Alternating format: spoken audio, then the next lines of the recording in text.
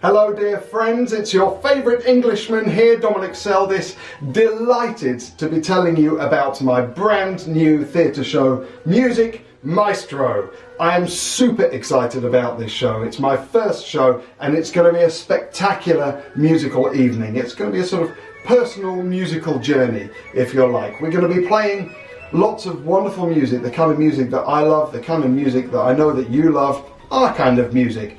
Brahms, Tchaikovsky, some light jazz, some film music, John Williams. It's all going to be played by some awesome musicians, 10 musicians on stage with video footage and all that kind of stuff. It's going to be really spectacular.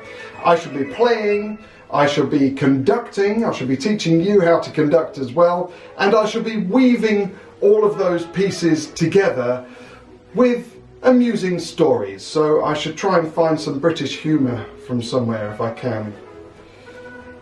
Anyway, make sure you buy a ticket soon because they're flying out the door, and I'll be delighted to say hello to you after the show when you buy a ticket. So Music Maestro, I look forward to seeing you.